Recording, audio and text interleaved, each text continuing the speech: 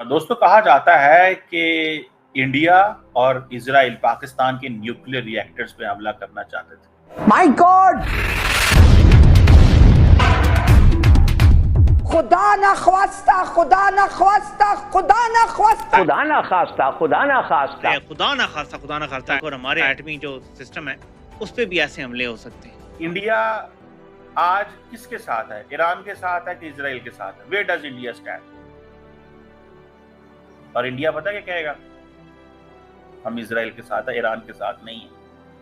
और India Israel को weapons भी देगा। तोबा अस्तगफार, तोबा तोबा तोबा, खुदा मुझे माफ करे। तो ये एक दो कंट्रीज का मामला नहीं है, ये सिर्फ दो देशों का, दो मुल्कों का मामला नहीं है कि ईरान और इजराइल अलग अपनी उस पे खड़े हैं। ये जंग बहुत दूर तक फैलेगी, सब कंट्रीज बीच में आएंगे और हर कोई अपने अलाई का, अपने दोस्त का, अपने उसका साथ देगा। और हमारा देसी नेतन्याहू अमेरिका बैठा हुआ, ये वक्त है अमेरिका में अपना बूथा दिखाने का। जब अमेरिका और इजराइल मिलकर ईरान को कुचल के रखने की कोशिशें कर रहे हैं। मैं आज आपकी विसातत से हैदर साहब ये सवाल पूछती हूँ और जवाब मांगती हूँ कि क्या पाकिस्तान भी तैयारियां कर रहा है अपनी आस्तीनें चढ़ाकर? और यहाँ दावे ये हैं जी कि हमने ईरान को रात के अंधेरे में जेब में डाल के दिफाई निजाम भेज दिया था। वो दिफाई निजाम जो भारत के खिलाफ नहीं चल सका, वो इसराइल के जहाज रोक रहा है और गिरा रहा है। यहीं से आप अंदाजा लगा लें कि कितना झूठ बेचा जाता है पाकिस्तान में।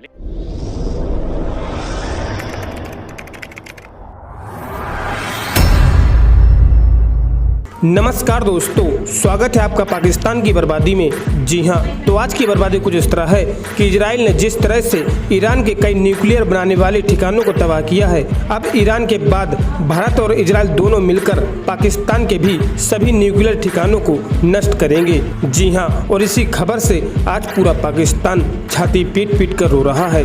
जी हां, तो खबर कुछ इस तरह है कि कुछ सालों पहले इजराइल के राष्ट्रपति बेंजामिन नेतन्याहू ने कहा था कि पाकिस्तान और ईरान दोनों के पास न्यूक्लियर वेपन्स नहीं होने चाहिए, क्योंकि इससे पूरी दुनिया को खतरा हो सकता है। जी हां, और भारत तो हमेशा से यही कहता चला आ रहा है कि पाकिस्तान जैसे गैर जिम्मेदार वाले देश के पास न्यूक्लियर हथियार नहीं होने चाहिए। जी हां, खैर दोस्तों, आपसे छोड़िए, हम पहले पाकिस्तानी मीडिया का रिएक्शन देखते हैं।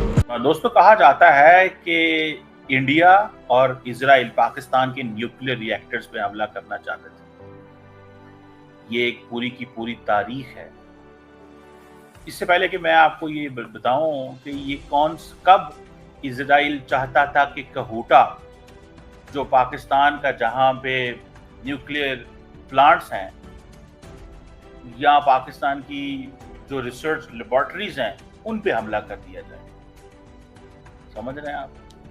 कब ये चाहता था इजराइल के पाकिस्तान की रिसर्च लेबोरेटरी पे हमला कर दिया जाए, और फिर इंडिया उसमें क्या किरदार अदा करना चाहता था, और फिर ये चीजें हुई कि इजराइल और इंडिया ये हमला क्यों ना कर सके।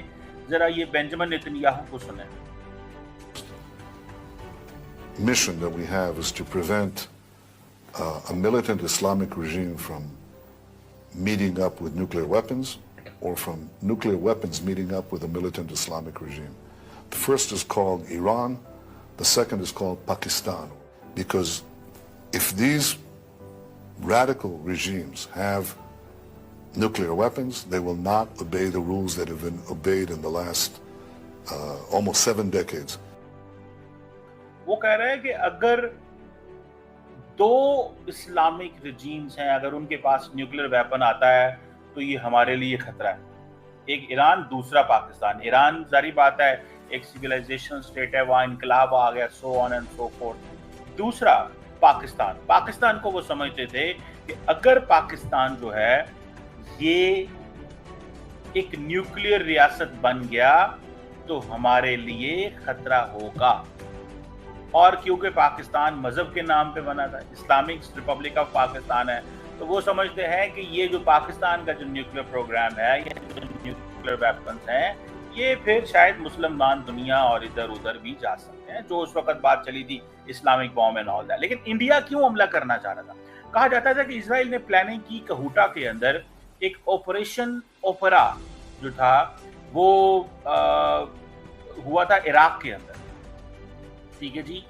उसके बाद इजराइल ने प्लान की कि इजराइल जो है वो कहूटा के अंदर, पाकिस्तान के अंदर हमला कर सकता है, लेकिन वो पूरी रिस्पॉन्सिबिलिटी नहीं लेना चाहते। don't want to take the full responsibility। वो पूरी रिस्पॉन्सिबिलिटी